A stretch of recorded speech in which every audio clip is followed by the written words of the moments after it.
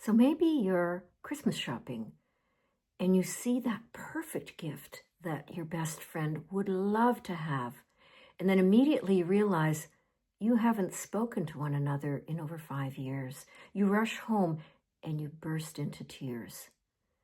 Or maybe you remember over and over again the scene of you sitting outside the window of your grandfather's room in the nursing home while he was dying, and you were unable to go in and hold him and talk to him.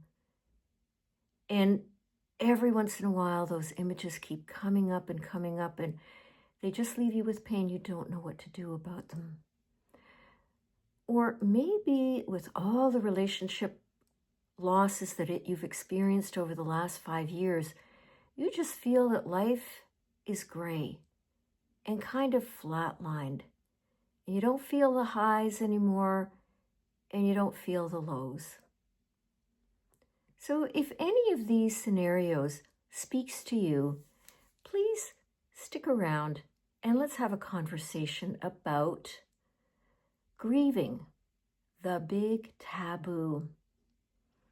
So welcome everyone. I'm Dr. Lucille, and this is my YouTube channel, Dr. Lucille on Relationships. I'm a psychiatrist, psychotherapist, and my mission here with this channel is to help people both individually and collectively start healing from all the relationship wounding that we've undergone since 2020, so that we can start creating a life on this planet that is filled with harmony and peace and maybe even unconditional love. So one reason that we are in this situation of massive amounts of grief that are unhealed is because we have a very hard time as a society dealing with grief. And it has major ramifications. It disables us on so many levels. So what is grief? So grief is really depression in many ways. It's very similar to depression, but it has a very specific focus on a loss of a relationship or the death of someone you love.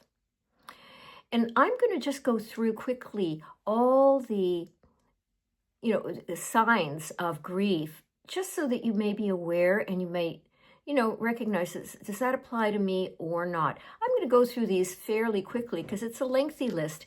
And if there are any here that you have a question about or you want me to expand on, please leave a comment. So the signs of grief on a mental, emotional level are things like sadness, feelings of emptiness and loneliness, or that feeling of being flatlined. It can also include anger or resentment and a general state of irritability. There's often a sense of guilt, especially when the grief goes on and on. There is usually unresolved guilt.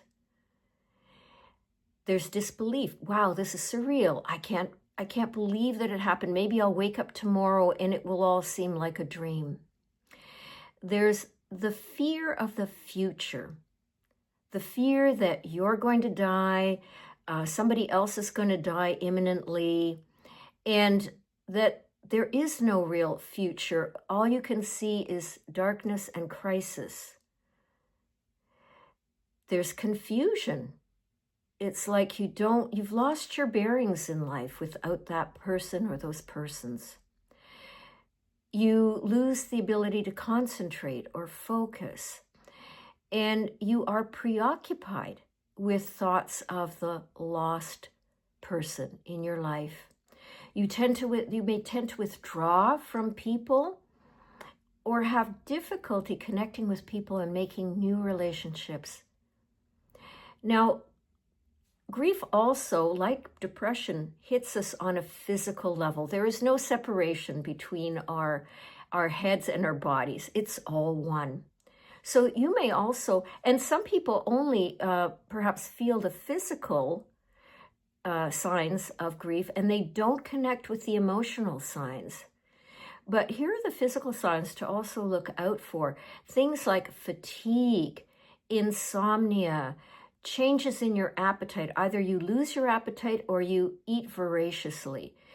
Digestive issues. You just, your digestion has just never been the same. Physical pain in any part of your body. And a behavioral thing about trying to search for that lost person. And that could be things like repeatedly listening to the voicemail messages from that person, or repeatedly going back to the places where you used to meet. So these are all signs of grief. And if you feel any of them, again, take note, because it is important that once identified, you go for help, you find some kind of help. See, there are many myths about grieving. One of the myths is, well, it's a strength not to show your grief, not to cry, not to just, wallow in your emptiness and loneliness. You must pick up as if nothing had happened. That's the way to deal with grief. Well, no, actually, there are many studies that indicate that our physical and mental health will continue to deteriorate if we do not express our grief. And so another myth is that, well, you can never heal from grief. It's with you forever. Not true. I deal with loads of people, clients of mine, who have indeed been able to heal from grief. Ideally, it's not about forgetting the other person. It is about remembering them, but with a feeling of love, compassion, forgiveness, and that it's no longer a preoccupation. The loss is no longer a preoccupation. If you think of the person, you think of them in a positive way or neutrally. And another myth is that there's a deadline, that you should be done grieving by a certain time. Now, I think most people are aware that that no longer holds true. You will grieve at whatever pace is right for you. And that is extremely individual. So it depends on the quality of your relationship with the lost loved one. It depends on your own mental and physical history, what you've gone through in your life, the ailments that you've had to live with on a physical level, and also how much support you have in your surrounding community, in your networks, in your family for dealing with grief. So it's very individual, and nobody can tell you, oh, you should be done with this by now. Why are you still grieving? Make it okay that you're grieving as much as you need to and in the timeline that you need to. And that there's another myth, which is that there are certain set stages that you go through. It's like A, B, C, the grief, the anger, all of those 5 stages that Elizabeth Kubler-Ross identified many years ago. And with great respect to her, I think she did a marvelous job of opening up this area of research. We find that people don't follow that formula of, well, there's disbelief and then anger and blah, and people will do it out of order, and sometimes they'll miss certain stages, and that's okay. Again, it's about your own individual journey, and you can't create a standard based on what somebody else is feeling. So the other issue that we have. Those are the myths about grieving, but then the other issue that we have that creates a major obstacle to healing from grief is the big taboo.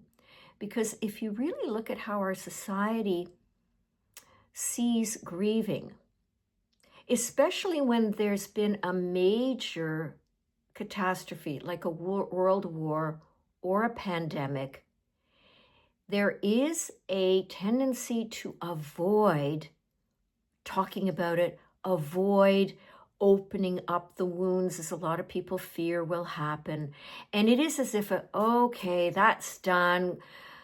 What a relief, let's just move on, as if nothing had happened.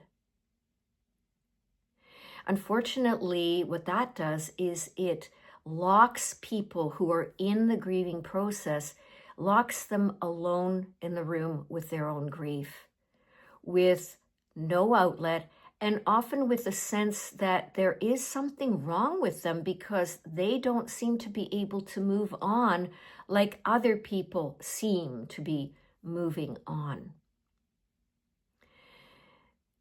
We cannot heal what we do not acknowledge.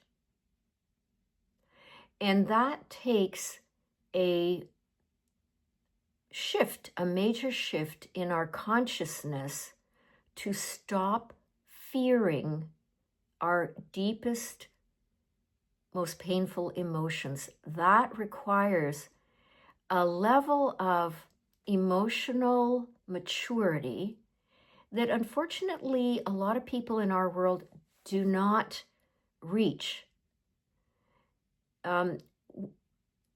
I often notice that it's kind of like little children. You know, they don't want to see or hear something that's like la la la la la la la la la la, you know, that sort of thing. And often we grow up to be adults, but we carry that kind of childlike avoidance of pain with us. And remember that, you know, in a crisis, a lot of people do feel guilt, or they feel shame that they either didn't do enough, or they weren't there for their loved ones, or they, you know, may have caused more harm, or they may have neglected a situation that needed to be dealt with. And they don't want to face it. Shame and guilt are two of the most poisonous emotions for people to have to deal with in themselves. So they will do just about anything to avoid feeling them. And that includes either ignoring or being critical of people who are grieving. So beware. Your grieving is not going to be taken well by the majority of people. And that's very unfortunate in our world. Because one thing that is so important is to have a supportive group of people around you who will allow you to express your grief, to talk about it, who will give you non-judgmental support to get through it. So I would leave you with this summary of, you know, what can you do? If you do feel that you or someone you love is experiencing this unhealed grief, suppressed grief, then here's what you can do about it. First of all, don't blame yourself for them. Don't blame yourself because you start having the interpretation that there's something wrong with me, that I can't deal with this. Other people seem to deal with this. Well, the thing is, other people are pretending. Let's be honest. It's not that you're the only one. It's just that everybody has dealt with it differently. So don't blame yourself and allow yourself to acknowledge that, yeah, I have been experiencing grief. What you acknowledge is what you can learn to heal. So be open with yourself, be compassionate with yourself, and do whatever you need, deep reflection. Maybe you need to take a retreat. Maybe you need to just journal. Maybe you need to find a supportive group of people, or at least one supportive friend. And in that, you do have to be careful because, as I've said repeatedly, people do not take kindly, or people do avoid being around people who are grieving. You have to find the person in your life who will be there for you and not judge, and just help you find whatever you need for your healing. And yes, of course, that may mean that you go to a therapist. Absolutely. So if any of this resonates for you, if you have any comments or questions, or you just want to share your experience with dealing with grief, I would love to hear from you in the comments. And if you like this content, please do give it a like. Share it out to anybody you think might need to hear this for their own support in their healing. And also, please subscribe. So with that, I thank you very much for listening, and I am looking forward to seeing you in the next video.